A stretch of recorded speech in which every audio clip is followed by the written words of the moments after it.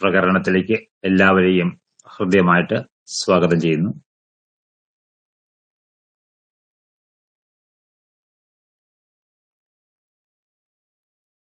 നമ്മുടെ ലക്ഷ്യത്തെ സംബന്ധിക്കുന്ന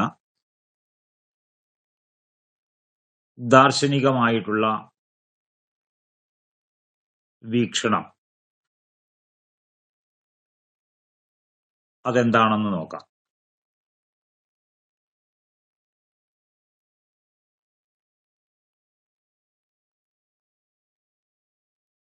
ഒരു രീതിയാണ് ബ്രഹ്മാതത് ലക്ഷ്യമുച്യതേ അപ്രമത്തേന വേദ്ധവ്യം ശരവത്തന്മയോ ഭവേത് എന്നുള്ളത്.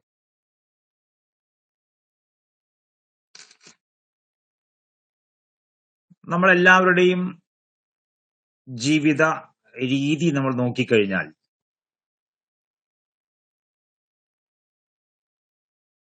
കുറെ കാര്യങ്ങൾ സാമാന്യമായിട്ട് എല്ലാവരിലും നമുക്ക് കാണാൻ കഴിയുന്നുണ്ട്. അതിന് ദർശനശാസ്ത്രം സാമാന്യം എന്നാണ് പേര് കൊടുത്തിരിക്കുന്നത്. സാമാന്യം എല്ലാത്തിലും ഒരുപോലെ കാണപ്പെടുന്നതാണ് സാമാന്യം.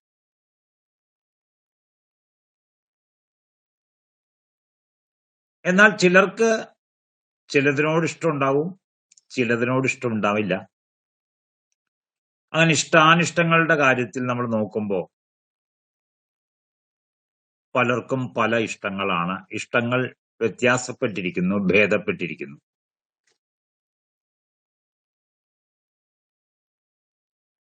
അതാണ്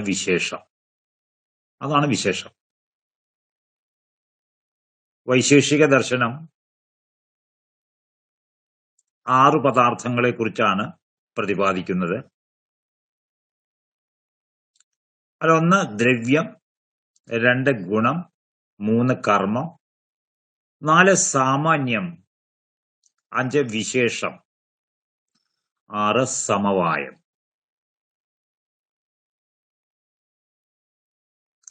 ദ്രവ്യ ഗുണ കർമ്മ സാമാന്യ വിശേഷ സമവായാനാം പദാർത്ഥാനാം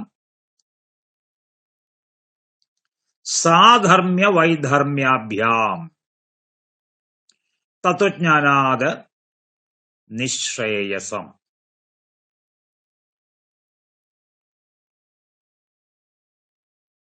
ഈ സൂത്രം അതിന്റെ തുടക്കത്തിൽ ഒരു വിശേഷപ്പെട്ട വാക്യം ചേർത്തിട്ടുണ്ട്.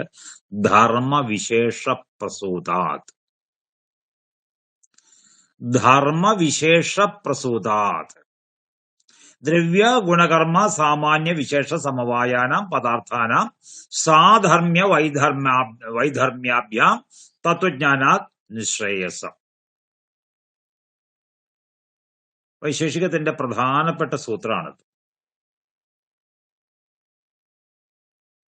അപ്പൊ നമുക്ക് നോക്കാം, എന്താണ് ഈ ധർമ്മവിശേഷം? ധർമ്മവിശേഷം വെച്ചിട്ടുണ്ടെങ്കിൽ നമ്മൾ ഓരോരുത്തരുടെയും ജീവിതത്തിൽ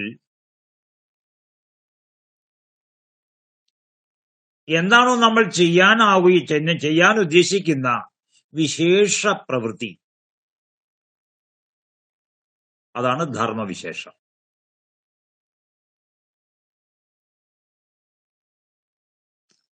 ആ ധർമ്മവിശേഷത്തിലൂടെ നമ്മൾ നോക്കുമ്പോൾ നമുക്ക് അനേകം ദ്രവ്യങ്ങളെ പരിചയപ്പെടേണ്ടി വരും. അതിൽ അനേകം ഗുണങ്ങൾ ഉണ്ടായിരിക്കും, അനേകം കർമ്മങ്ങൾ ഉണ്ടായിരിക്കും. ഈ ദ്രവ്യഗുണ കർമ്മങ്ങൾ തമ്മിൽ ചില കാര്യങ്ങളിൽ സമാനതകൾ ഉണ്ടാവും, ചില കാര്യങ്ങളിൽ വിശേഷമായിരിക്കും. ഒന്നിൽ നിന്ന് വേറൊന്ന് വ്യത്യാസപ്പെട്ടാണ് ഇരിക്കുന്നത്. അതിനെ വിശേഷം എന്ന് പറയും.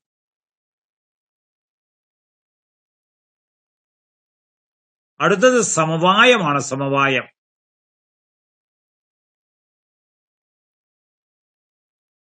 വൈശേഷികത്തിന്റെ പ്രധാനപ്പെട്ട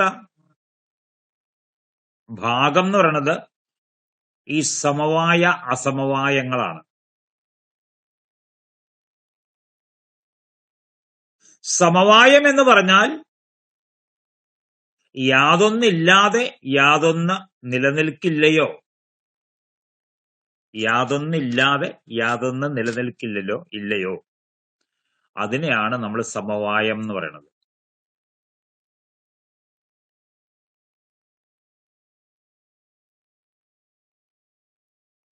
ഉദാഹരണത്തിന് ഗുണം.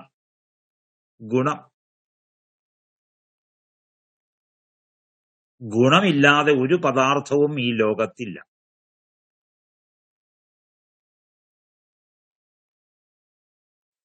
ഏത് വസ്തു ഏതു കാലം വരെ ഉണ്ടായിരിക്കുമോ അത് അതിന്റെ ഗുണത്തോട് കൂടിയിട്ടായിരിക്കും ഉണ്ടായിരിക്കുക.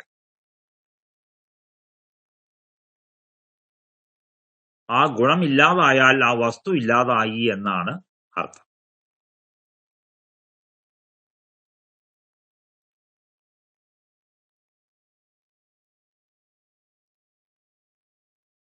പിന്നെന്താ അസമവായം?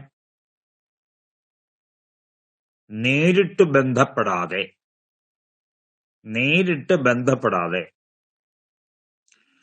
പരമ്പരയായിട്ട് വെച്ചെങ്കിലോ തൊട്ടവനെ തൊടുക എന്ന് പറഞ്ഞ പോലെ നിലകൊള്ളുന്നതാണ് അസമവായം. നേരിട്ട് ബന്ധപ്പെടുന്നില്ല, മറിച്ച് എന്താണോ ബന്ധപ്പെട്ടിരിക്കുന്നത് അതിൽ ബന്ധപ്പെട്ട് നിൽക്കുന്നതാണ് അസമവായം. ഇതൊക്കെ എന്തിനാണ് നമ്മൾ മനസ്സിലാക്കുന്നത് എന്ന് ചോദിച്ചു കഴിഞ്ഞാൽ, നമ്മളൊരു ലക്ഷ്യം കുറിച്ചു കഴിഞ്ഞ് ആ ലക്ഷ്യത്തിൽ എത്തിക്കഴിഞ്ഞാൽ അവിടെ നമ്മൾ ഉറപ്പിക്കണം. എവിടെയാണോ എത്തിച്ചേർന്നത് അതിൽ നമ്മൾ ഉറയ്ക്കണം. ഈ ഉറയ്ക്കുന്ന സമയത്ത് ചില ഭേദങ്ങൾ അവിടെയാണ്. ഉറയ്ക്കാൻ നമ്മൾ ശ്രമിക്കുമ്പോൾ ചില ഭേദങ്ങൾ ഉണ്ടാവും.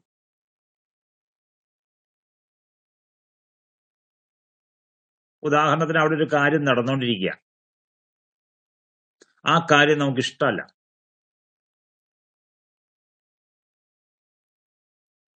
നമ്മളല്ലാത്ത വേറെ ഒരുപാട് ആൾക്കാർ അവിടെ ഉണ്ട്, അവർക്കത് ഇഷ്ടമാണ്.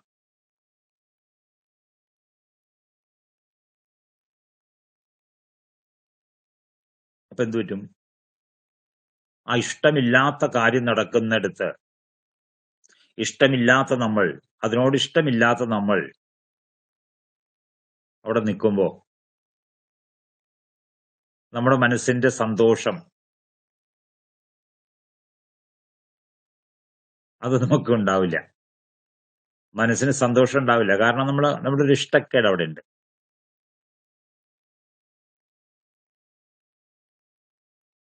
പക്ഷെ നമുക്ക് ഇഷ്ടക്കേടുണ്ടെങ്കിലും അതവിടെ നടക്കുന്നുണ്ട് എന്ന് മാത്രമല്ല, നമുക്ക് അവിടെ നിൽക്കേണ്ടി വരികയും ചെയ്യുന്നുണ്ട്.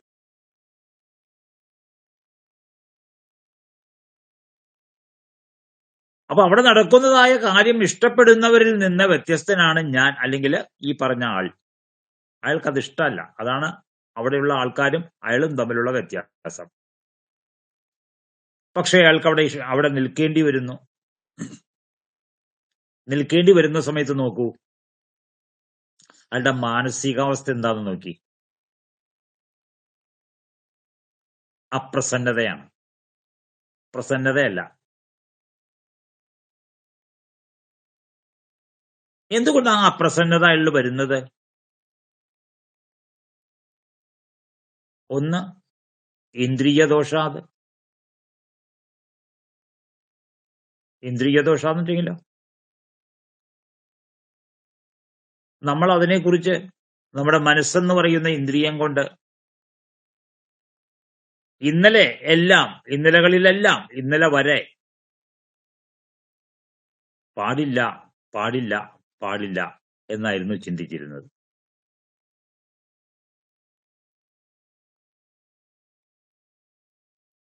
അങ്ങനെ അത് പാടില്ല എന്ന് പറയുന്ന കാര്യവും നമ്മൾ പാടില്ല എന്ന് പറയുന്ന കാര്യവും ലോകത്തുണ്ട്. ഉണ്ട് എന്ന് മാത്രമല്ല, ശ്രുതി പറയുന്നു ഈശാവാസ്യം ഇതകം സർവം. ഇവിടെ എന്തൊക്കെയുണ്ടോ അതിലെല്ലാം ഈ ഈശ്വരനുണ്ട്. ഈശ്വരൻ എല്ലായിടത്തും ഉണ്ട്. എന്ത് പറ്റും? അപ്പൊ ആ വസ്തു അപ്രകാരം ഇരിക്കുന്നതിൽ ഈശ്വരന് കുഴപ്പമില്ല. എന്ന് മാത്രമല്ല, വേദാന്തം പറയുന്നു, അതിലിരിക്കുമ്പോൾ അല്ലെങ്കിൽ അതിനോട് ചേർന്ന് ഇരിക്കുമ്പോ നമുക്ക് അപ്രസന്നതയാണെങ്കിലും ഈശ്വരന് അതിൽ കുടികൊള്ളുന്നതിന് ഒരു അപ്രസന്നതയും ഇല്ല.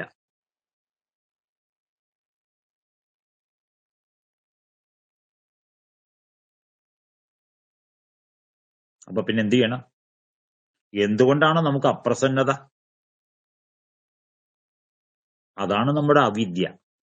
നമ്മളിൽ കുടികൊള്ളുന്നതായിട്ടുള്ള, നമ്മളിൽ വാഴുന്നതായിട്ടുള്ള അവിദ്യ കാരണമാണ് അത് പാടില്ല എന്ന് നമ്മൾ ഉറപ്പിച്ചതും, പാടില്ല എന്ന് നമ്മൾ ഉറപ്പിച്ചതായ കാര്യം അവിടെ കാണുന്ന സമയത്ത് അത് നമുക്ക് ഇഷ്ടപ്പെടാതെ വരികയും ആ ഇഷ്ടക്കേടിന്റെ ഫലമായിട്ട് മനസ്സ് അപ്രസന്നമാവുകയും ചെയ്യുന്നു. ഈ അപ്രസന്നതയും വെച്ചുകൊണ്ട്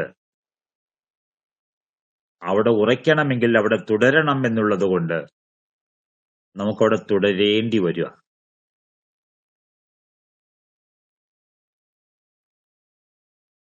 അപ്പൊ നമ്മൾ എന്താ ചെയ്യേണ്ടത്? അവിടെ തുടരുമ്പോ അതിൽ നിന്ന് നമ്മൾ അനുഭവിക്കുന്നതായ അപ്രസന്നത എന്ന് പറയുന്നതായിട്ടുള്ള ആ മനോധർമ്മത്തെ അതിന്റെ ശരിയായിട്ടുള്ള ജ്ഞാനം കൊണ്ട് അത് കാണുമ്പോൾ നമുക്ക് പ്രസന്നതയുണ്ടായില്ലെങ്കിലും ഈ അപ്രസന്നത എന്ന് പറയുന്നതായിട്ടുള്ള, എന്താ പറഞ്ഞാൽ, ഒരു ഇഷ്ടക്കേട് എന്ന് പറയുന്നതായിട്ടുള്ള ഒരു നെഗറ്റിവിറ്റി ഇല്ലാതെ അതിനെ നമുക്ക് റെഡ്യൂസ് ചെയ്യണം. അതിനെ നമ്മൾ എന്ത് ചെയ്യണം? അതിനെ ചുരുക്കണം, അതിനെ മിനിമം ആക്കണം. മിനിമം ആക്കി എന്തൊരു മിനിമം ആക്കണം? അതവിടെ ഉണ്ട് എന്ന് അറിയുക പോലും ചെയ്യാത്ത രീതിയിൽ അതിനെ മിനിമൈസ് ചെയ്യണം. അത് ജ്ഞാനം കൊണ്ടേ പറ്റുള്ളൂ.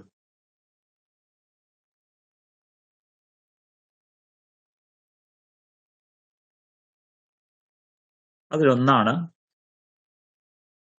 വിഗ്രഹാരാധന പാടില്ല.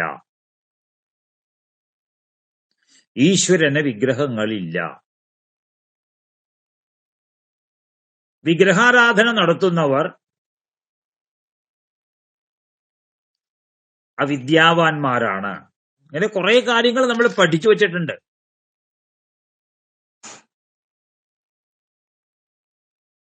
പഠിച്ചു വയ്ക്കുക മാത്രമല്ല, ക്രമേണ നമ്മൾ അത് വിശ്വസിക്കാൻ തുടങ്ങിയിട്ടുണ്ട്.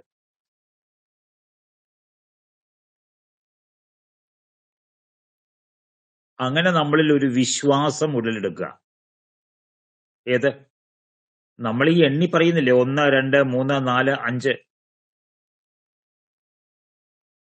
അതിനെ നമ്മൾ ആവർത്തിച്ച് തിട്ടപ്പെടുത്തുമ്പോൾ അതിന്റെ ഫലമായിട്ട് അത് നമ്മുടെ സിദ്ധാന്തമായി തീരുകയും ആ സിദ്ധാന്തത്തിൽ നമുക്ക് വിശ്വാസം ഉദിക്കുകയും ചെയ്യും.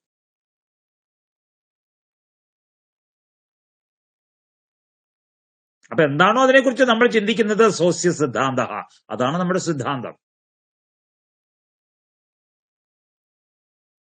നമ്മുടെ സിദ്ധാന്തത്തെക്കുറിച്ച് നമ്മൾ മറ്റുള്ളവരോട് പറയുമ്പോൾ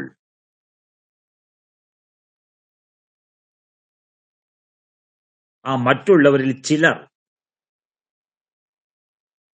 നമ്മുടെ സിദ്ധാന്തത്തെ അവമതിച്ചുകൊണ്ട് അതിൽ കുറ്റങ്ങൾ, കുറവുകൾ ചൂണ്ടിക്കാണിക്കും. നമ്മൾ പൊന്നുപോലെ കൊണ്ടു നടക്കുന്നതായ കാര്യത്തില് അതിൽ കുറ്റങ്ങൾ, കുറവുകൾ മറ്റുള്ളവർ ചൂണ്ടിക്കാണിക്കുമ്പോൾ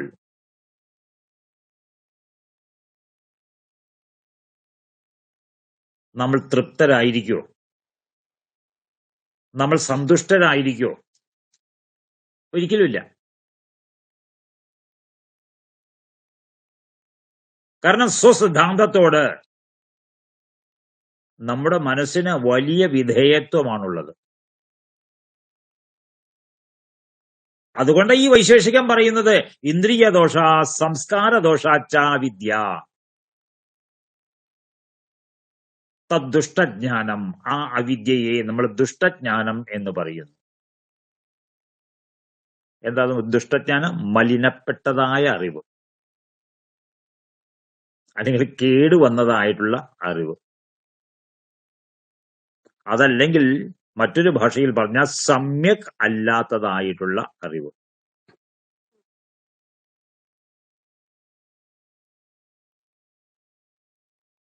അപ്പൊ അതുകൊണ്ട് നമ്മളോട് പറഞ്ഞു, നമ്മൾ പ്രവർത്തിക്കേണ്ടത് ബ്രഹ്മപ്രാപ്തിക്ക് വേണ്ടിയിട്ടാണ്. ബ്രഹ്മം എന്ന് പറഞ്ഞാലോ ബ്രഹ്മാതത് ലക്ഷ്യമുച്ചതേ, നമ്മുടെ ജീവിത ലക്ഷ്യം എന്താണോ അതിനെ ബ്രഹ്മം എന്ന് പറയുന്നു. എന്തുകൊണ്ടാണ് നമ്മൾ അതിനെ സിലക്ട് ചെയ്യാൻ കാരണം? വേദാന്തം പറഞ്ഞു ബ്രഹ്മദൃഷ്ടി ഉത്കർഷാത്. നമ്മൾ അതിൽ ഉത്കർഷം കാണുന്നു, ആ വസ്തു നല്ലതാണെന്ന് കാണുന്നു. കാണപ്പെട്ടതിൽ വെച്ച്, താൻ കണ്ടതിൽ വെച്ച് ഏറ്റവും ഉത്തമമാണ് അതെന്ന് അയാൾക്ക് ഒരു ബോധ്യമുണ്ടായിരിക്കുന്നു. അപ്പൊ എന്തിലാണോ നമ്മൾ ആ ഉത്തമത്വം ദർശിച്ചത്, ഉത്തമം എന്നുള്ളതായ ബോധ്യം ഏതിനെ കുറിച്ചാണോ നമ്മളിൽ ഉണ്ടായത്, നമ്മൾ അതിനെ വീണ്ടും വീണ്ടും കാണുകയും അത് ഉത്തമമാണ് എന്ന് നമ്മുടെ മനസ്സിൽ ഉറപ്പിക്കുകയും ചെയ്യും. അപ്പൊ നമ്മൾ എന്ത് ചെയ്യും? അതിനെ പ്രാപിക്കാനായിട്ട് നിശ്ചയിക്കും, ബ്രഹ്മപ്രാപ്തിക്ക്.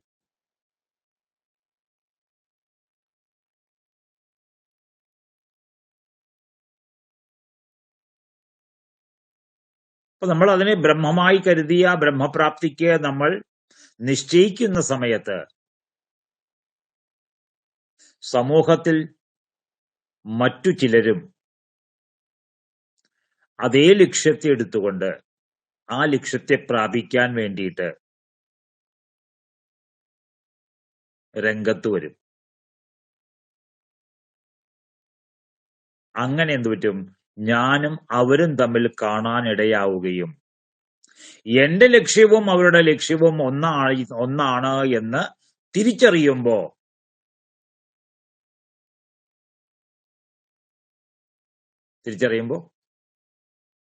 ഞാനും അവരും ഒരു ഗണത്തിൽപ്പെട്ടവരാണ് എന്ന് ഉറപ്പിക്കും. ഉറപ്പിച്ചു കഴിഞ്ഞാലോ എന്നാ ശരി, നമുക്ക് ഒരുമിച്ച് മുന്നോട്ട് പോകാം. ഒരുമിച്ച് മുന്നോട്ട് പോകും.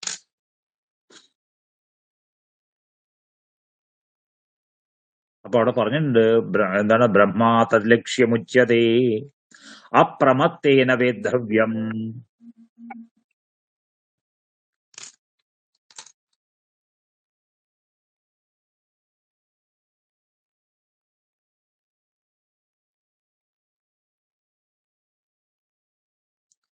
അപ്രമത്തേന വേദ്ധവ്യം, അവിടെ പ്രമാദം കാണിക്കാൻ പാടില്ല.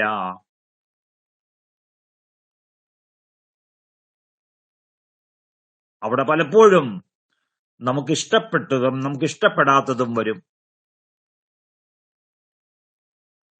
ഇഷ്ടപ്പെട്ടതിനോട് ഒട്ടുകയോ ഇഷ്ടപ്പെടാത്തതിനോട് പൊട്ടിത്തെറിക്കുകയോ ചെയ്യരുത്. പൊട്ടിത്തെറിച്ച വളരെ ദൂരേക്ക് പോകും.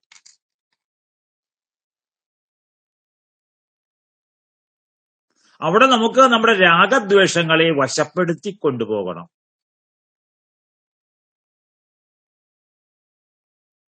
ഇഷ്ടപ്പെടാത്തത് നടക്കാത്തപ്പോഴും അസംതൃപ്തി ഉണ്ടാവും.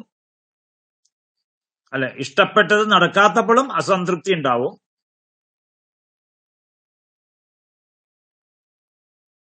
ഇഷ്ടപ്പെടാത്തത്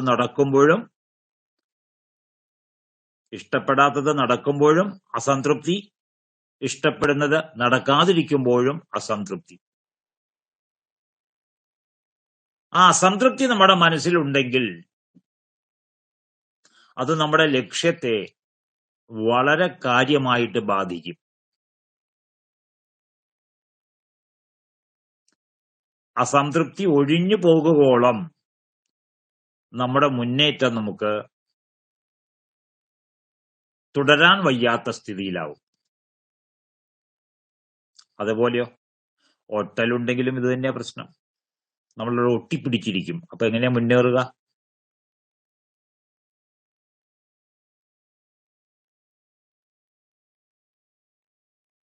ഒട്ടിപ്പിടിക്കുന്നതാണ് ആശാന്റെ നെഞ്ചത്ത് എന്ന് പറഞ്ഞത്.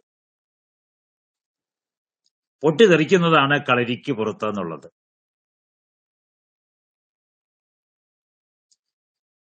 അതുകൊണ്ട് ബ്രഹ്മത്തിൽ നമ്മളെ സ്ഥിരചിത്തനാക്കാനായിട്ട്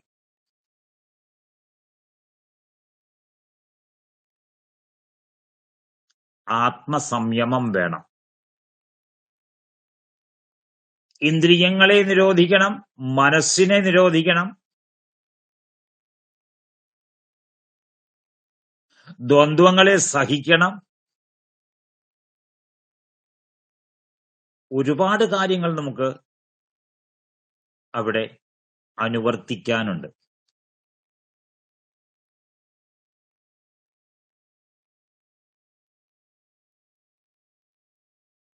അങ്ങനെ എന്തിനോടാണോ ഒട്ടലുണ്ടായത് അതിനെ നേരിടാൻ നമ്മൾ പഠിച്ചു. എവിടെയാണോ നമുക്ക് പൊട്ടിത്തെറി ഉണ്ടായിരുന്നത് ആ പൊട്ടിത്തെറിയെ നിയന്ത്രിക്കാനും നമ്മൾ പഠിച്ചു. കാരണം ആ ബ്രഹ്മം എന്ന് പറയുന്നതായ ലക്ഷ്യത്തിൽ നമുക്ക് ഉറച്ചു നിൽക്കണം.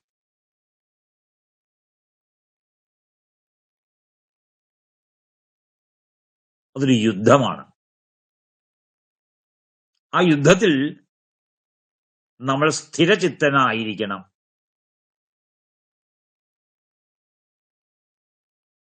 അങ്ങനെ യുദ്ധത്തിൽ സ്ഥിതചിത്തനായിരിക്കുന്നതായ ആൾക്ക് ആ ഗുണത്തെ ആധാരമാക്കിയിട്ട് ഒരു പേര് നമ്മൾ നൽകി. ആ പേരാണ് യുധിഷ്ഠിരഃ. യുധി പ്ലസ് സ്ഥിരഃ യുധിഷ്ഠിരഃ.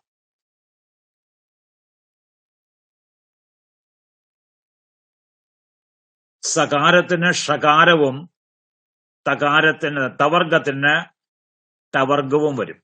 അങ്ങനെ യുധിഹി സ്ഥിരഃ എന്നുള്ളത് യുധിഷ്ഠിരഃ എന്ന് പേര് വന്നു. ഒന്നിനെയാണ്.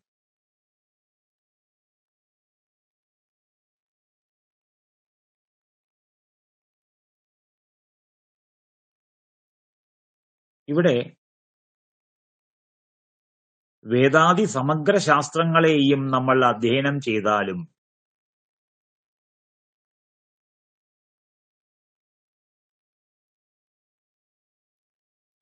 അകാരം മുതൽ ഹകാരം വരെയുള്ളതായ സമഗ്ര വർണ്ണങ്ങളും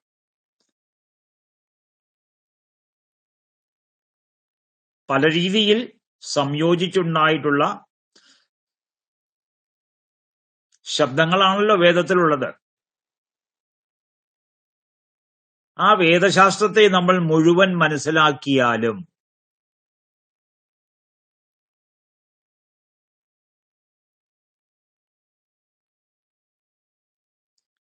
സർവഹ സർവം ന ജാനാതി, എല്ലാവർക്കും എല്ലാത്തിനെയും കുറിച്ച് അറിവുണ്ടായിരിക്കില്ല.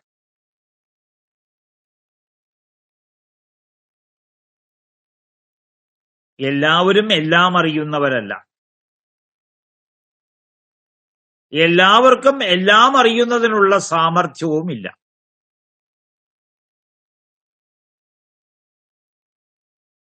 ഇനി സാമർഥ്യമുണ്ട് എന്ന് നമ്മൾ വാദത്തിന് വേണ്ടി സമ്മതിച്ചാലും എല്ലാവർക്കും എല്ലാം അറിയാനുള്ള താല്പര്യമില്ല.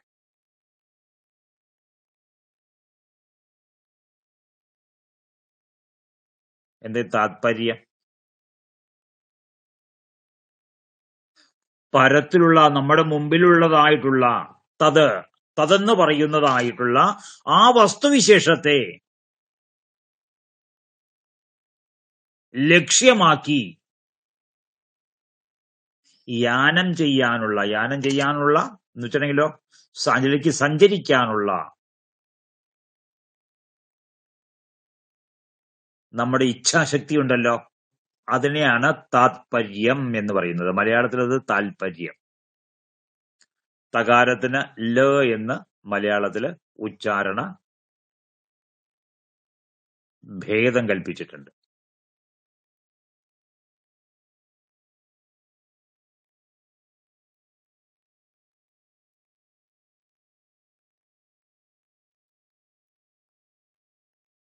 പ്രത്യേകിച്ച് ഈ കാലഘട്ടം എന്ന് പറയുന്നത് എന്താണോ നമ്മുടെ നിയോഗം, ആ നിയോഗം അനുസരിക്കാൻ വേണ്ടുന്നതായിട്ടുള്ള അറിവ്, ആ അറിവ് കരസ്ഥമാക്കണം. അത് കരസ്ഥമായാലോ അത് നൽകിയവർ പറഞ്ഞു ഇനി വിട്ടോളൂ, മുന്നോട്ട് വിട്ടോളൂ.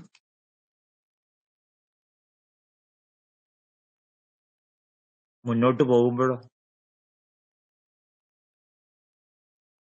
പോകുമ്പോഴാണ് അതുവരെ നമ്മൾ പ്രതീക്ഷിക്കാത്ത, നമ്മൾ കാണാത്ത, നമ്മൾ ഊഹിക്കുക പോലും ചെയ്യാത്തതായ കാര്യങ്ങൾ കുറച്ചൊന്നുമില്ല, വലിയ അളവിൽ നമുക്ക് മുമ്പിലേക്ക് വരും.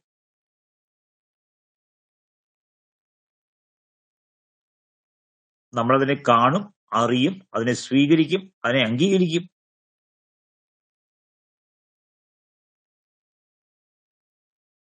അപ്പൊ കുറച്ച് അറിവുമായിട്ടാണ് നമ്മൾ തുടങ്ങിയിട്ടുള്ളത് എന്ന് വെച്ച് അതുകൊണ്ട് നമ്മുടെ അറിവിന്റെ ചക്രവാളം അവസാനിക്കുന്നില്ല, അറിവിന്റെ സീമ അവിടെ ഒടുങ്ങുന്നില്ല.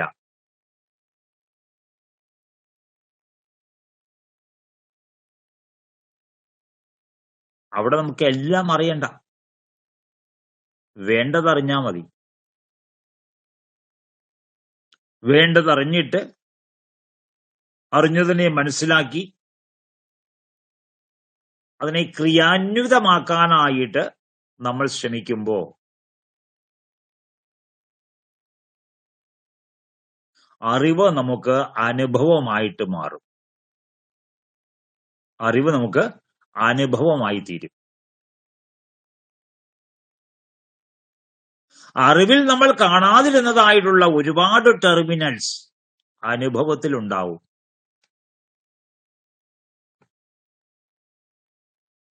ഈ അനുഭവം വന്നു കഴിയുമ്പോഴാണ് നമുക്ക് മനസ്സിലാവുക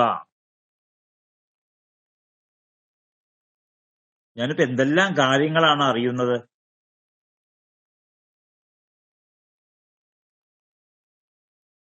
ഇതറിയുന്നതിന് മുമ്പ് ഞാൻ ഇതിനെക്കുറിച്ച് അറിഞ്ഞിട്ടുണ്ട്.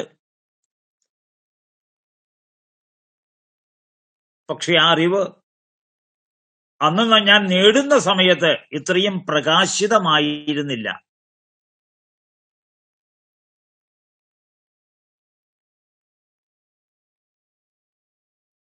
അതിനെ നമ്മൾ വർക്കൗട്ട് ചെയ്തപ്പോഴാണ്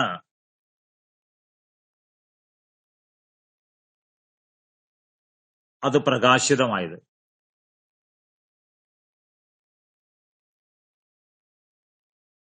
ആ ജ്ഞാനപ്രകാശത്തിനു വേണ്ടി തന്നെയാണ് കർമ്മണ്യേവ അധികാരഃ തേ എന്ന് പറഞ്ഞത്. കർമ്മണ്യേവ അധികാരഃ തേ.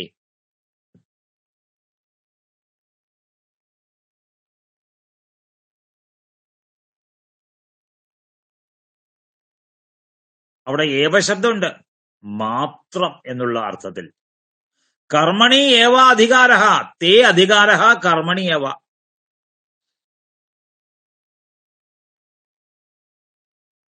അപ്പൊ കർമ്മം ചെയ്യുന്ന സമയത്ത്, ചെയ്യുന്നതിന് മുമ്പ്, ആ കർമ്മത്തെ പ്ലാൻ ചെയ്യുന്ന സമയത്ത്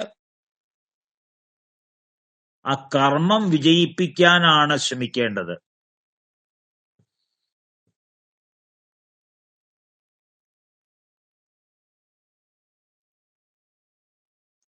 കർമ്മം വിജയിക്കാൻ നമ്മൾ ശ്രമിക്കുമ്പോൾ ഒരു രൂപയാണ് പ്രപഞ്ചം അതിനായിട്ട് നമുക്ക് വിധിച്ചിട്ടുള്ളത്. 1 രൂപ, ഒരൊറ്റ രൂപ.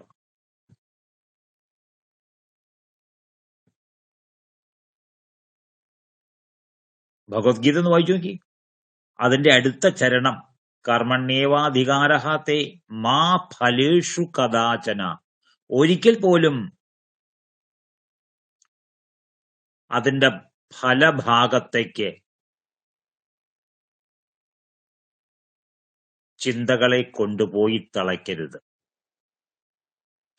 ചിന്തകളെ തളയ്ക്കേണ്ടത് ഈ കർമ്മം എങ്ങനെ നമുക്ക് നല്ല വിധിയാവണ്ണം വിജയിപ്പിക്കാം എന്നുള്ള കാര്യത്തിലാണ് ചിന്തകളെ തളയ്ക്കേണ്ടത്. മറിച്ച് അതിന്റെ ഫലത്തെ സംബന്ധിക്കുന്നതായ കർമ്മത്തിന് ശേഷമാണല്ലോ ഫലം ഉണ്ടാവുന്നത്. അപ്പൊ പിന്നീട് കൈവരേണ്ടതായ ഫലത്തെക്കുറിച്ച് കർമ്മകാലത്ത് എന്ത് ചെയ്യാൻ പാടില്ല? ചിന്തകൾ പാടില്ല. ഫലത്തെക്കുറിച്ചാണ് ചിന്തകൾ ഉണ്ടെങ്കിലോ സ്വാഭാവികമായിട്ടും ഫലത്തെക്കുറിച്ചുള്ള നമ്മുടെ ചിന്തകളിൽ നമ്മുടെ മനസ്സിന്റെ വലിയ ഒരു ഊർജം അതിന്റെ ഫലചിന്തയിലേക്ക് പോകുമ്പോൾ നമ്മുടെ മനസ്സിന് ആ കാര്യത്തിൽ പൂർണ്ണമായ ഇൻവോൾവ്മെന്റ് ഉണ്ടാവുകയില്ല. കാരണം മനഃശക്തി എവിടേക്ക് പോയി? ആ കർമ്മത്തിൽ പ്രവർത്തിക്കുന്ന സമയത്ത് തന്നെ അതതിന്റെ ഫലത്തിലേക്ക് പോയി. അങ്ങനെ കർമ്മത്തിൽ ഉതകേണ്ടതായ മനഃശക്തി വഴിമാറിപ്പോയത് കൊണ്ട് എന്തു പറ്റും? ആ കർമ്മം നമുക്ക് ഉദ്ദേശിച്ചതായിട്ടുള്ള തൃപ്തി നൽകിയിട്ടുണ്ടാവില്ല.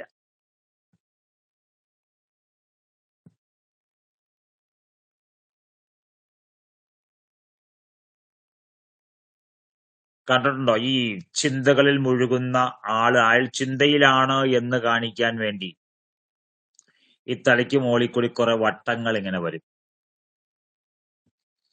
ശ്രദ്ധിച്ചിട്ടുണ്ടോ? മറ്റേ ചിത്രകഥകളിലൊക്കെ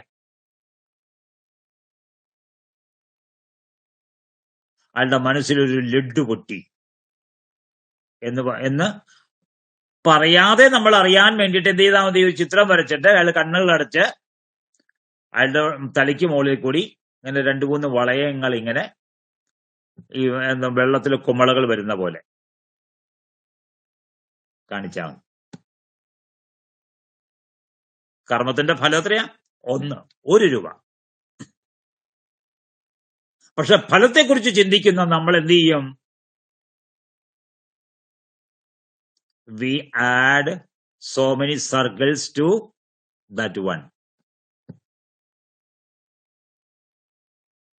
ചിലർ അവിടെ ഒരു 0 ചേർക്കും, ചിലർ 2 0 ചേർക്കും, ചിലർ 3 0 ചേർക്കും, ചിലർ 4 0 ചേർക്കും.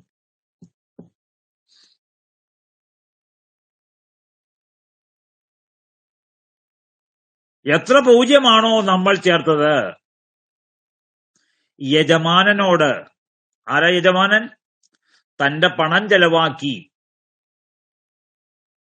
അയാൾക്ക് വേണ്ടി നമ്മളെ ഉപയോഗിച്ച് ആ ജോലി ചെയ്യിക്കുന്നതായ ആളുണ്ടല്ലോ, യജമാനൻ. ആ യജമാനനോട് നമ്മൾ പറഞ്ഞു 10 രൂപ വേണം അത് ചെയ്യാൻ. നമ്മൾ പറഞ്ഞു 100 രൂപ വേണം അത് ചെയ്യാൻ. വേറൊരാൾ പറഞ്ഞു ഈ കർമ്മം ചെയ്യാൻ 1000 രൂപ വേണം. വേറൊരാൾ 10,000 രൂപ ചോദിച്ചു. എപ്പോഴാ? കർമ്മം തുടങ്ങുന്നതിന് മുമ്പ്.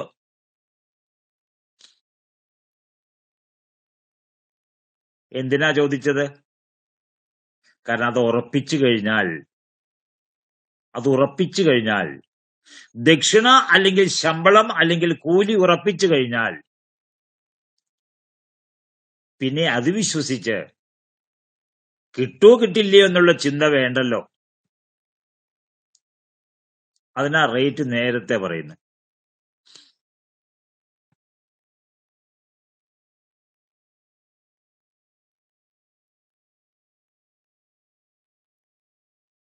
അപ്പൊ ആ റേറ്റ് നമുക്ക് നൽകുമ്പോ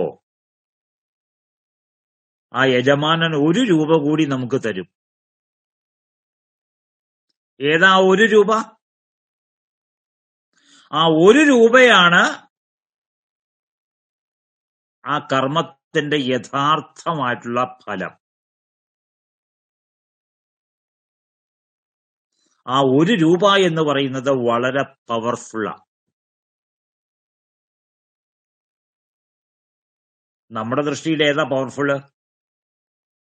100, 1000, 10,000 അതാണ് പവർഫുള്ള്. പക്ഷെ ആ സംഖ്യ തന്നെ നമ്മളോട് ചിരിച്ചുകൊണ്ട് പറയുന്നുണ്ട്, ഇടതുവശത്ത് ഞാൻ, ഇതിന്റെ ഫലമാകുന്ന 1 എന്ന് പറയുന്ന ഞാൻ ഉള്ളത് കൊണ്ടാണ്, ഇവിടെ ഞാൻ സ്ഥാനം പിടിച്ചിരിക്കുന്നത് കൊണ്ടാണ് പിന്നീട് ഉയർന്നു വന്നതായ പൂജ്യങ്ങൾക്കെല്ലാം അവിടെ വിലയുണ്ടായത്. അതുകൊണ്ടാണ് 100 രൂപയുടെ കൂടെ ആ ഇടതുവശിരിക്കുന്ന 1ന്റെ ബലത്തെ വിളിച്ചറിഞ്ഞുകൊണ്ട് ആ 1 രൂപ അന്വേഷിച്ച് തപ്പിയെടുത്ത് എന്ത് ചെയ്യും? ഈ 100 രൂപയുടെ കൂടെ വയ്ക്കും.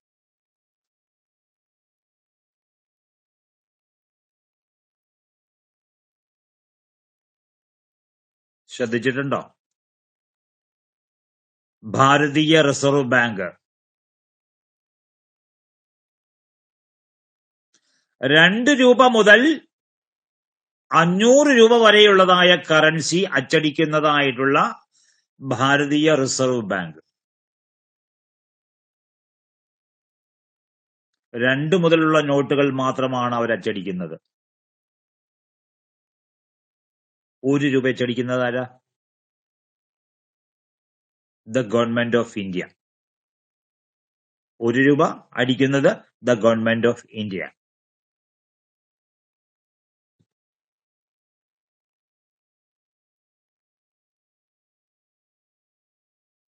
എന്തുകൊണ്ട് ഈ 1 രൂപയുടെ ഉത്തരവാദിത്തം ഗവൺമെന്റ് ഓഫ് ഇന്ത്യ ഏറ്റെടുത്തത്?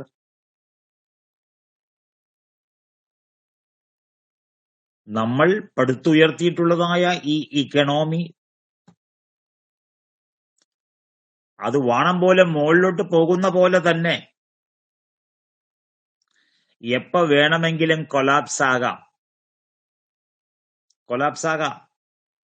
നമ്മുടെ മ്യൂച്വൽ ഫണ്ടിൽ നിക്ഷേപിച്ചത്, പിന്നെ എന്തൊക്കെയോ കറൻസികൾ ഉണ്ടല്ലോ, ആ കറൻസികളിൽ നിക്ഷേപിച്ചത്, സ്റ്റോക്ക് മാർക്കറ്റ് വഴിക്ക് നമ്മൾ നിക്ഷേപിച്ചത് അതല്ലേ? ഇപ്പൊ കുഴപ്പമൊന്നുമില്ലാണ്ട് പോകുന്നുണ്ട്. അപ്പൊ ഈ കർമ്മകാണ്ഡ രംഗത്ത്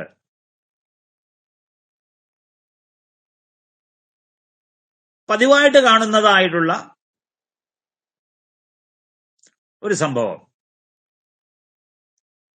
101 രൂപ വെറ്റില അടയ്ക്കുകയും ചേർത്ത് ദക്ഷിണ നൽകിയപ്പോ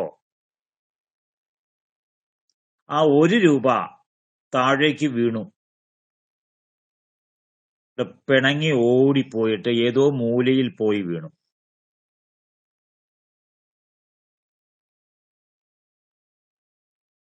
തത്വമറിയുന്ന ബ്രാഹ്മണൻ ആ വെറ്റിലയും അടയ്ക്കയും ആ 100ന്റെ നോട്ടും ഇടത് കൈയിൽ ചുരുട്ടി പിന്നോട്ട് പിടിച്ചുകൊണ്ട്, അല്ലെങ്കിൽ സൈഡിലേക്ക് പിടിച്ചുകൊണ്ട്, വലത് കൈ മുന്നിലേക്ക് ആക്കിയിട്ട് ആ 1 രൂപയുടെ മാർഗം തേടിയിട്ട് ആ 1 രൂപയെ തേടി പിടിക്കുന്നു.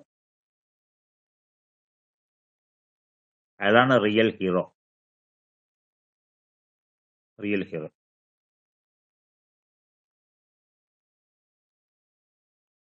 120 കോടി മനുഷ്യര് വസിക്കുന്ന ഭാരതം,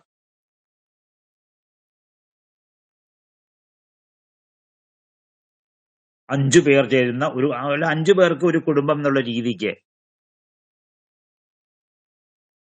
നമ്മൾ ചിന്തിച്ചാലും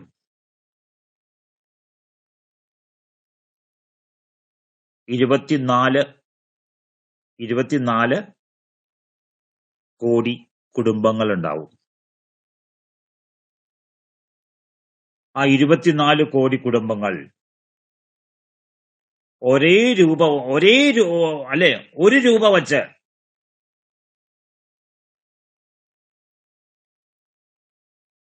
ഒന്ന് പിരിച്ചെടുത്തേ. 1 രൂപ വെച്ച്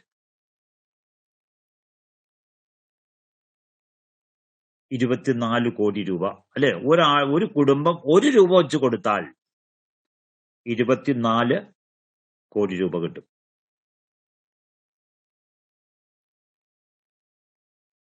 ആളുകളെ സംബന്ധിച്ച്, അവരുടെ ഭാവനയെ സംബന്ധിച്ച്, നമ്മുടെ മേലിൽ നിന്ന് ഒരു പൊടി അകന്നു പോയതുപോലെ അത്രയും ലാഘവത്തില് ഈ 1 രൂപ വെച്ച് നമുക്ക് കിട്ടും.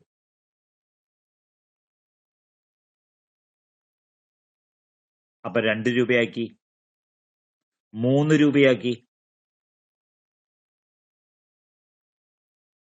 4ഉം 5ഉം 10ഉം രൂപയാക്കി. അത്രയും ധനം സമാഹരിക്കാൻ കഴിയും. അതിനിടയിൽ നമ്മൾ ചിലരെ ഒഴിവാക്കും, പാവപ്പെട്ടവരാണ് ഇല്ല എന്ന് പറഞ്ഞുകൊണ്ട്. ചിലർ ഉണ്ടായിട്ടും എൻ്റെ കയ്യിൽ ഇല്ല എന്ന് പറഞ്ഞുകൊണ്ട് പാവപ്പെട്ടവരുടെ ക്യാമ്പിലേക്ക് പോകും.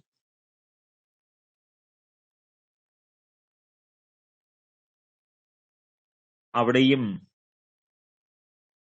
ദർശനമുണ്ട്. വിതച്ചതാണ് കൊയ്യുക, വിതച്ചതാണ് കൊയ്യുക. വിതയ്ക്കാത്തത് കൊയ്യാൻ കിട്ടില്ല. ഇനി കൊയ്താലും അതുകൊണ്ട് ഒരു സുഖവും നമുക്കുണ്ടാവില്ല. അപ്പൊ ഇങ്ങനെ നമ്മളൊരു ലക്ഷ്യത്തിന് വേണ്ടിയിട്ട് പ്രയത്നിച്ച് ആ ലക്ഷ്യത്തിലെത്താൻ വേണ്ടിയിട്ട് ആ ചുറ്റുപാടിലുള്ളതായ ഇഷ്ടാനിഷ്ടങ്ങളെ, അല്ലെ, ഇഷ്ടാനിഷ്ടങ്ങൾ അവിടെ സങ്കീർണമായിട്ടുള്ള കളം തീർക്കുമ്പോൾ ഒരുപാട് സംഘർഷം നമുക്ക് അവിടെ സ്ഥിരപ്രതിഷ്ഠ നേടാനായിട്ട് നടത്തേണ്ടി വരും.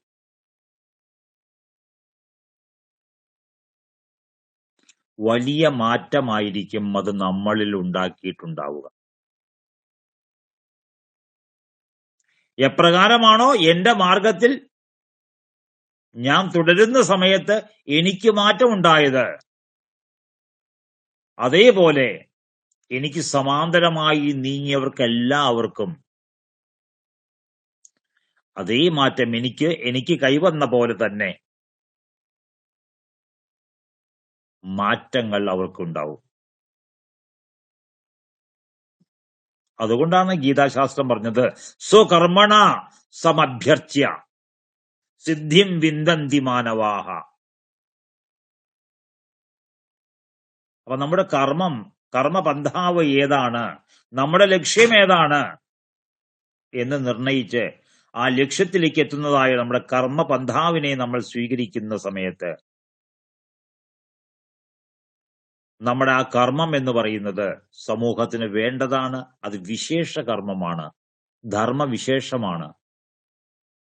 ആ ധർമ്മവിശേഷത്തിലൂടെ നമ്മൾ പോകുമ്പോൾ അനേകം ദ്രവ്യങ്ങളെ നമ്മൾ പരിചയപ്പെടും, അനേകം ഗുണങ്ങളെ നമ്മൾ പരിചയപ്പെടും, അനേകം കർമ്മങ്ങളെ നമ്മൾ പരിചയപ്പെടും. അവയുടെ സമാനതകളെ നമ്മൾ അറിയും, അവയുടെ വൈധർമ്മ്യങ്ങളെ നമ്മൾ അറിയും, അസമാനതകളെ അറിയും.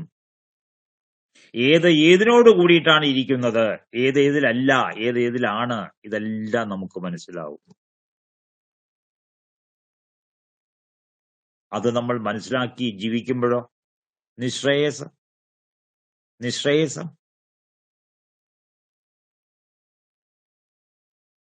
നമ്മളങ്ങനെ ശ്രേയസിൽ നിന്ന് ശ്രേയസിലേക്ക്, മേൽക്കുമേ ശ്രേയസിലേക്ക് വന്ന് അവസാനം എന്താണ്, നിശ്രേയസം എന്ന് പറയുന്നതായിട്ടുള്ള അപവർഗത്തിലേക്ക് നമ്മൾ എത്തിച്ചേരും. ഇന്നല്ലെങ്കിൽ നാളെ എത്തിച്ചേരും. നമ്മൾ മുന്നോട്ട് പോയിക്കൊണ്ടിരിക്കുക. അപ്രമത്തേന വേദവ്യം. പക്ഷെ ഇവിടെ പ്രമാദം കാണിക്കരുത്. നമ്മൾ എന്തിനു വേണ്ടിയിട്ടാണോ, എന്താണോ നിർണയിച്ചത്, എന്തിനു വേണ്ടിയിട്ടാണോ പുറപ്പെട്ടത്, ഏതാണോ നമ്മുടെ വഴി,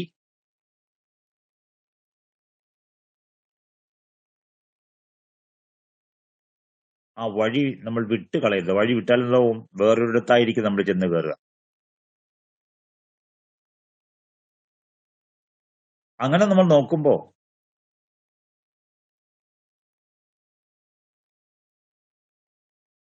ഉദാഹരണത്തിന് ഒരു 1000 പേര് ഒരു നദിയില് മുങ്ങി ചത്തു എന്നല്ല തന്നെ മുങ്ങി.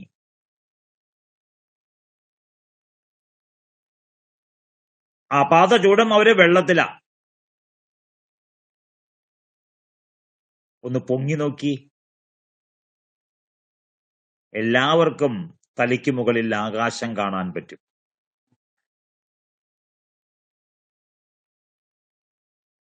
എവിടെയാണോ നമ്മൾ ആകാശത്തെ വേറിട്ട് കാണുന്നത്, അവിടെ ജലവിധാനം അവസാനിക്കുക. ജലത്തിന്റെ നിരപ്പില്ലേ, ആ നിരപ്പാണ് വാസ്തവത്തിൽ കാലിയായ സ്ഥലത്തിന്റെ ആരംഭം.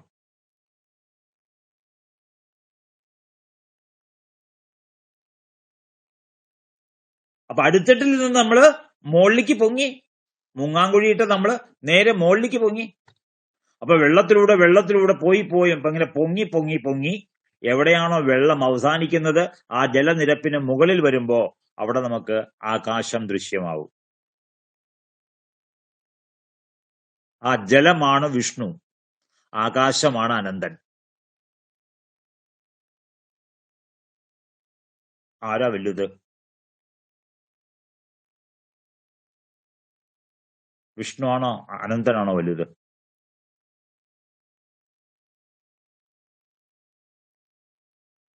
എന്താ തോന്നണേ?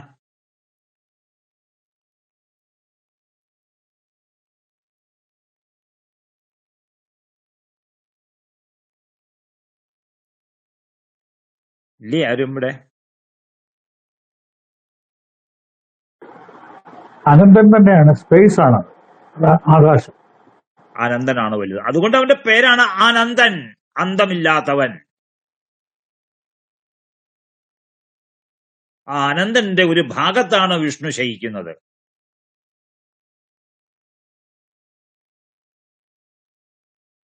അതുകൊണ്ട് ഈ ജലത്തിനുള്ളിൽ നിമഞ്ജനം ചെയ്യപ്പെട്ട് ഈ സംസാര സാഗരത്തിൽ നിമഞ്ജനത്തിൽ ആണ്ടിരിക്കുന്നതായ നമ്മൾ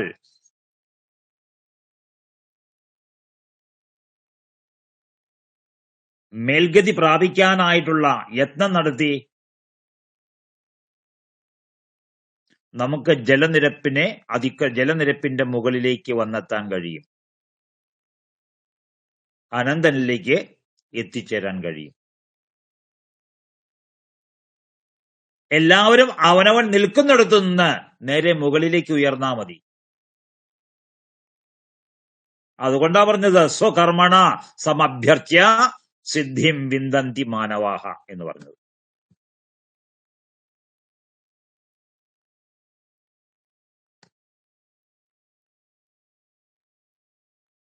ഉപനിഷത്ത് പറഞ്ഞു കുർവന്നേവ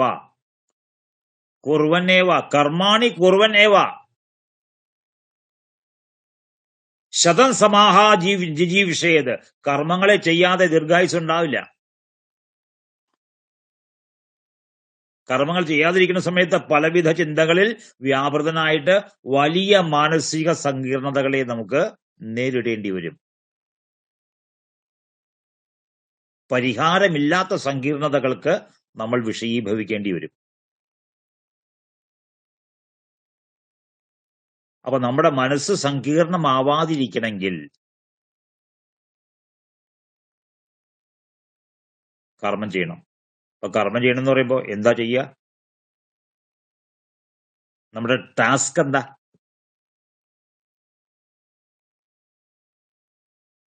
അപ്പൊ നമ്മുടെ ടാസ്ക് എന്താണെന്ന് നമ്മൾ കണ്ടെത്തണം. നമ്മൾ എന്തിനാ ജനിച്ചത്? ഏത് കർമ്മമാർഗത്തെയാണ് പിന്തുടരേണ്ടത്?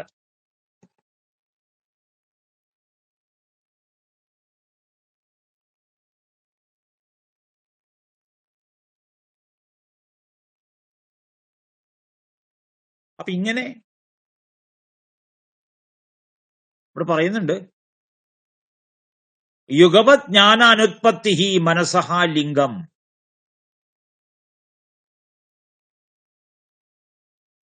നമ്മളെങ്ങനെയൊക്കെ വിചാരിച്ചാലും നമ്മുടെ മനസ്സുകൊണ്ട് ഒരു സമയത്ത് ഒരു കാര്യം ചെയ്യാൻ പറ്റുള്ളൂ.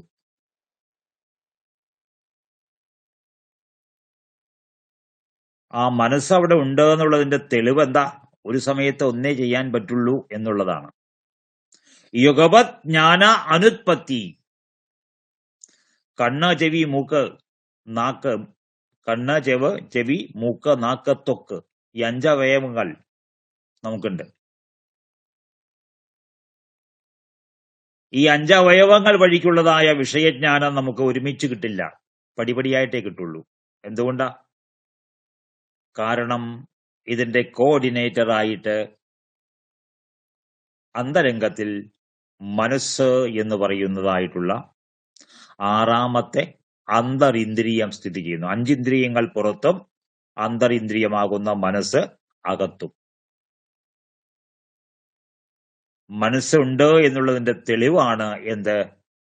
ഈ 5 ഇന്ദ്രിയങ്ങളുടെയും വിഷയം 5 ഇന്ദ്രിയങ്ങളിലേക്കും വന്നാലും അവയെ സംബന്ധിക്കുന്ന അറിവ് നമുക്ക് ക്രമത്തിൽ മാത്രമേ കിട്ടുള്ളൂ. ഇത് കഴിഞ്ഞിട്ട് അത് കഴിഞ്ഞിട്ട് ഇതിങ്ങനെ.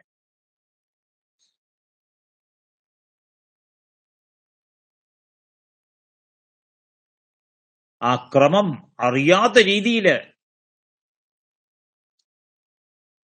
ക്രമം ഉണ്ട്, പക്ഷെ ആ ക്രമം അറിയാത്ത രീതിയിലും നമ്മളിൽ ഇന്ദ്രിയജ്ഞാനം വന്നു ചേരും. പക്ഷെ അവിടെ ക്രമമുണ്ട്, നമ്മൾ അറിയാത്തതാ. നമുക്കത് കാൽക്കുലേറ്റ് ചെയ്യാനായിട്ട് പറ്റുന്നില്ല. എന്തുകൊണ്ടാ? സൗക്ഷ്മ്യാത് തദനുപലബ്ധി. അതിന്റെ എന്താ പറയുന്നത്, ഒരു ജ്ഞാനത്തിൽ നിന്ന് മറ്റൊരു ജ്ഞാനത്തിലേക്കുള്ളതായ സമയത്തിന്റെ ആ അംശമുണ്ടല്ലോ, ആ അംശത്തെ ഗ്രഹണം ചെയ്യാനുള്ള, അതിനെ ഗ്രാസ്പ് ചെയ്യാനുള്ളതായിട്ടുള്ള സൂക്ഷ്മത നമ്മുടെ ഇന്ദ്രിയത്തിന് ഇല്ല. ആർജിക്കാൻ പറ്റും, പക്ഷെ ഇപ്പൊ ഇല്ല.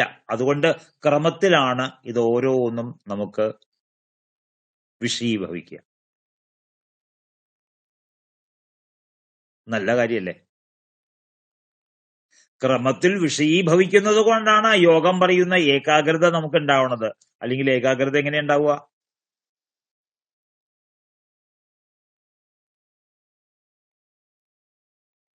ഇതെല്ലാം നമുക്ക് പറഞ്ഞു തരുന്നതും ഇതിനെ സംബന്ധിക്കുന്നതായുള്ള ചർച്ച ഇത്രയും നീട്ടിക്കൊണ്ടുപോകുന്നതും നമ്മൾ ശ്രമിച്ചു കഴിഞ്ഞാൽ ഈ പറയുന്ന കാര്യങ്ങൾ സാധ്യമാക്കി കിട്ടുന്ന രീതിയിൽ നമ്മൾ സാമർഥ്യമുള്ളവരാണ്. ജന്മനാ തന്നെ സാമർഥ്യമുള്ളവരാണ്.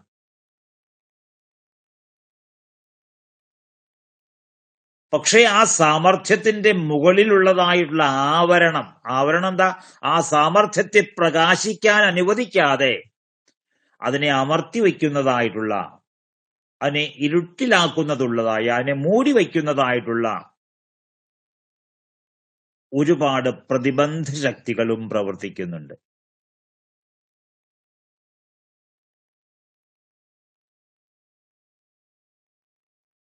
ആ പ്രതിബന്ധ ശക്തികളെ നമ്മളൊന്ന് മാറ്റിയേ. ആ പ്രതിബന്ധത്തെ മാറ്റാനാണ് കർമ്മം. ആ പ്രതിബന്ധങ്ങളെ അകറ്റാനാണ് ധനം.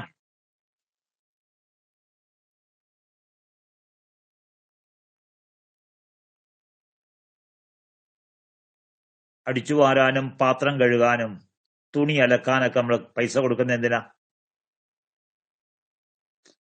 പാത്രത്തിന്റെ വെണ്മ, തുണിയുടെ വെണ്മ, സ്ഥലത്തിന്റെ വൃത്തി, അതിനെ എല്ലാത്തിനെയും അഴുക്ക് ആവരണം ചെയ്തിരിക്കുക.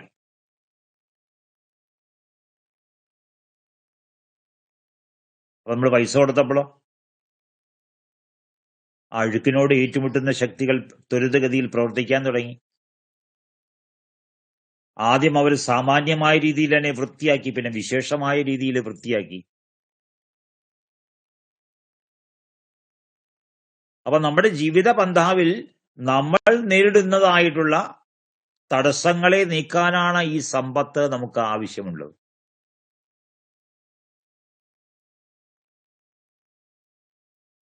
നമുക്ക് താല്പര്യമില്ലെങ്കിലോ? ഈ സമ്പത്ത് നമ്മൾ കൂട്ടിവെക്കും, അതിന് ചെലവാക്കൂല. കാരണം എന്താ? ആ തടസ്സങ്ങൾ അവിടെ ഇരുന്നോട്ടെ, കുഴപ്പമൊന്നുമില്ല. പൊട്ടിയ ഗ്ലാസ് മാറ്റാൻ പറഞ്ഞു, പൈസ മുടക്കാൻ നമുക്ക് തയ്യാറില്ല. അപ്പൊ നമ്മൾ പറഞ്ഞു എന്താ, പിന്നെ മാറ്റാം. വണ്ടി ഓടിച്ചു പോണ സമയത്ത് അതിന്റെ ഒരു നട്ട് അഴിഞ്ഞു പോയി, അതൊന്ന് മാറ്റിയിട്ടാലോ, പിന്നെ മാറ്റാം. അപ്പൊ ഇങ്ങനെ നമ്മുടെ ഉത്സാഹക്കുറവാണ് പിന്നീട് മാറ്റാം എന്നുള്ളതായ ഒരു തീരുമാനത്തിലേക്ക് നമ്മളെ കൊണ്ടുവന്നെത്തി.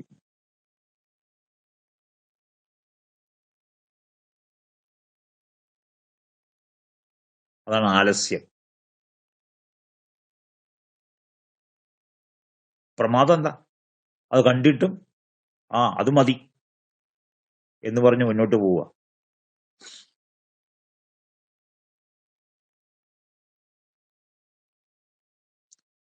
അല്ലെങ്കിലോ ഇത് വച്ചിട്ട് ഞാൻ മാനേജ് ചെയ്യും, പ്രമാദം.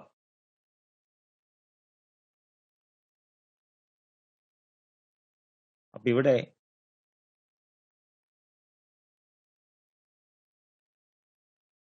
ഈ ലക്ഷ്യം, ആ ലക്ഷ്യത്തിൽ ഉറച്ചു നിന്ന് നമ്മൾ പ്രവർത്തിക്കുക. ആ പ്രവർത്തിക്കുന്ന സമയത്ത് നമ്മുടെ തന്നെ ഒരുപാട് സ്വഭാവ വിശേഷങ്ങളോട് നമുക്ക് തന്നെ ഏറ്റുമുട്ടേണ്ടി വരും. ആ ഏറ്റുമുട്ടി കഴിയുമ്പോഴോ അതിനൊടുക്കം വരും, അത് ദുർബലമാവും. അല്ലേ? വിഷ്ണു എല്ലായിടത്തും ഉണ്ട്. വിഷ്ണു എവിടേക്കുണ്ടോ അവിടെയുള്ളതൊക്കെ വിഷ്ണുവിന് പ്രിയപ്പെട്ടതാ. ആ വിഷ്ണുവിനെ ആരാധിക്കുന്ന നമുക്ക് എല്ലാം പ്രിയപ്പെട്ടതല്ല. നമുക്ക് അവിടെ ഇഷ്ടാനിഷ്ടങ്ങളുണ്ട്. വിഷ്ണു തന്നെ പറഞ്ഞു, പേടിക്കണ്ട, ചെറുപ്പത്തിൽ എനിക്കും ഇഷ്ടാനിഷ്ടങ്ങൾ ഉണ്ടായിരുന്നു. പറഞ്ഞല്ലേ, തൂവെണ്ണ പ്രിയനാണ്.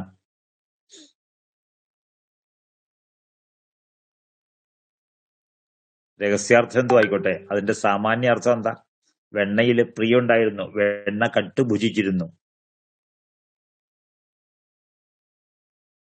ആ കൃഷ്ണനെയാണോ നമ്മൾ അവസാനം കണ്ടത്? തുടക്കത്തിൽ കണ്ട രാമനെയാണോ നമ്മൾ രാമായണത്തിന്റെ ഒടുക്കം കാണുന്നത്? ഒന്നുമില്ല.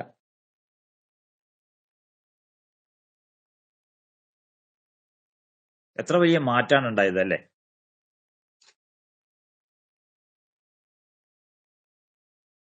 അപ്പോ ഈ സാമാന്യ കഥനം എനിക്ക് തോന്നുന്നത് അത് അവസാനിപ്പിച്ച് ദർശനങ്ങളെ സംബന്ധിക്കുന്നതായിട്ടുള്ള ഒരു വിശേഷ പഠനത്തിന്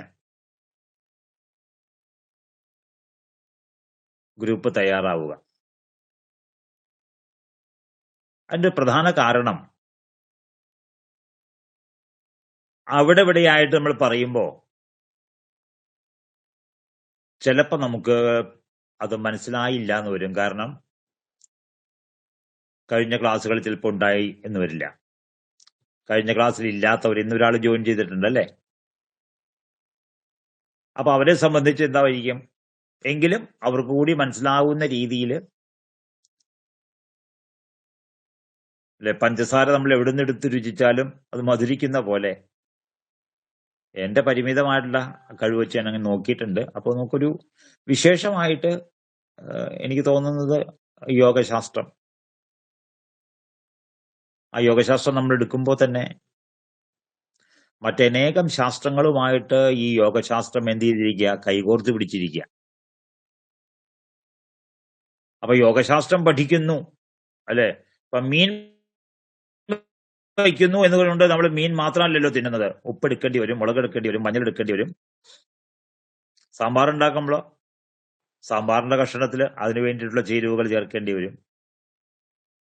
അങ്ങനെ ഒരാഴ്ച 4-5 ഭക്ഷണം ഉണ്ടാക്കി കഴിക്കുമ്പോഴോ 10-50 തരത്തിലുള്ളതായിട്ടുള്ള ദ്രവ്യങ്ങളുമായിട്ടും അതിന്റെ ഗുണപരമായിട്ടുള്ള സവിശേഷതകളെ കുറിച്ചും അത് ആ രീതിയിൽ പാകമാക്കി എടുക്കാനുള്ളതായ കർമ്മത്തെക്കുറിച്ചും നമുക്കറിയാൻ പറ്റും.